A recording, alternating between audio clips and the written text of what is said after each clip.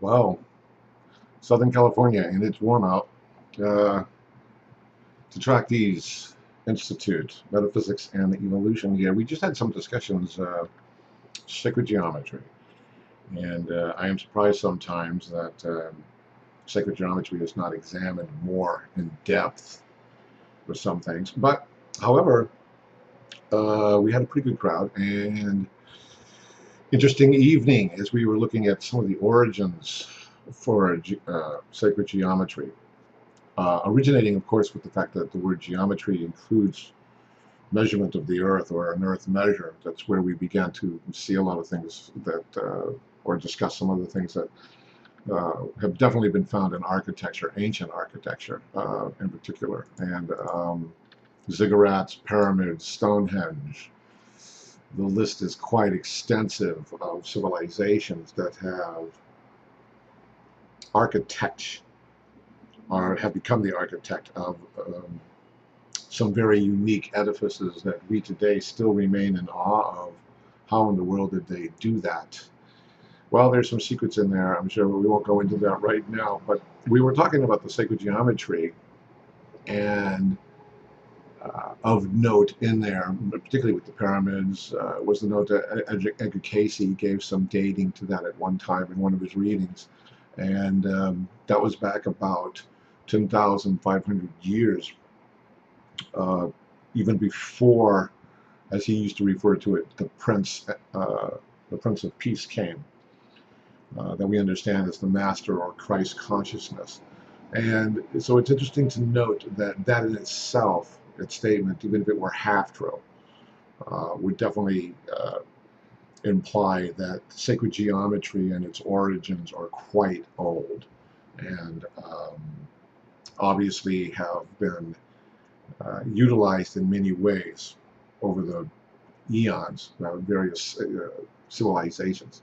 So, and we talked about that a little bit. It got into Plato, Socrates to some, and the different forms that were discussed. In particular, we deal with point, line, circle type thing. Those are very basic, but we discussed a little bit more about what those forms are, because in the Platonic kind of thinking, Plato's type of thinking, the form is not something that's visible to the human eye. Our body, the human form, is more extensive than the shell of this body that we look at. And because of that, that means that the function that is within that form, the function itself, or the way that things evolve within that form, which isn't like a shell or a cocoon in any way, it's actually an energy field that is capable of binding things together. Just like rocks, trees, everything has a particular type of form, animals, humans. So that we were discussing in some terms of how those forms are significant, because snowflake work or function occurs inside those forms. So you can have a single form or just a handful of forms that may belong to human design, but the function that occurs within them, or the genetics that go into that, so to speak. This is why we have so many different varieties of human appearance.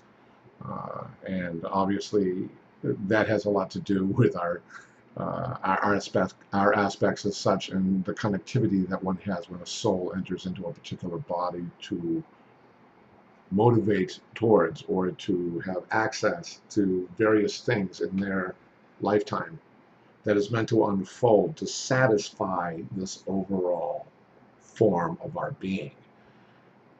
We hope that at certain points, is an advancement for us.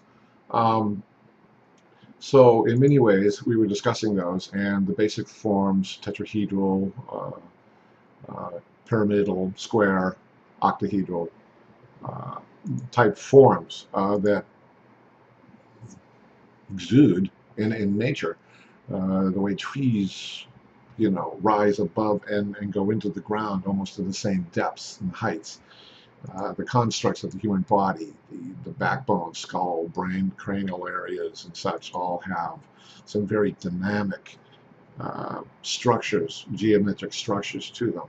And this is part of the function that is followed in suit to the particular form of a natural presence. Again, we include those things as to like planetary states, even suns, different type of stars, things like this. Anything that has body or a matter substance to it, and physics is engaging in building or having constructs within forms, including galaxies, entire galaxies. So we look at these things because they're very extensive, rather expansive, and discussed a little bit about how, in many ways, the function that is occurring there within that, following the aspects that it is given or chosen, actually sometimes even in our human presence, that it evolves on its own, at its own pace, at its own levels. And this is one of the things that we're going through right now, is learning what that pace, what that level really means for levels of whole humanities, not just individuals. We're beginning to realize that we have some kind of congruency, and that really does need to come together. And sacred forms like this are designed to attract to themselves. We have been ignoring certain essences of that, and unfortunately have been allowed ourselves to fall away from each other, from ourselves, from our social rooting. That it's something that can be worked on. So we're in the process of discussing these sacred geometries. We can have a better understanding of not just form and function, but also the energy that exudes within those snowflakes effects that exist, that go into making all the parts and things that we view within nature. So when we look at things, even from a chair, there's a form to the particle mass of it that has congruency and synchronicity, adherence, coherence, so that it can take the shape of a chair. We cut the wood and various things like that. We add the material. The same thing goes on and on and on for each one of these levels of a material or a matter that we can shape. Of course, the laws of thermodynamics don't allow us to destroy that or to necessarily create it on our own at any level, although we seek to. So at any rate, we are understanding in the sacred geometries there, in particular, we discussed a little bit about 19.5 degrees, roughly, 19.45, 19.5, degree area of the tetrahedral strike zone or belt line that occurs in a sphere. That was another thing that was discussed. And that's where we see the tropics, not just on our planet, but we also see all these edifices that we did talk about that have these sacred geometries into their designs actually fall into this area or field zone of energy, and has always been recognized by the ancients. And fortunately and unfortunately, as one may seem, that's one could say that so much has been lost, but we are desperately trying to regain some of it. And so that comes a lot from the fact that we have, and you can make of this anything you want, at the reincarnative cycle level, we have individuals who come back to bring this information in such a way to preserve it. Not all incarnations are by force or by designs. It can be easily be done by choice. And whole civilizations have moved and motivated through history under those rules and aspects of our being and our ability to return.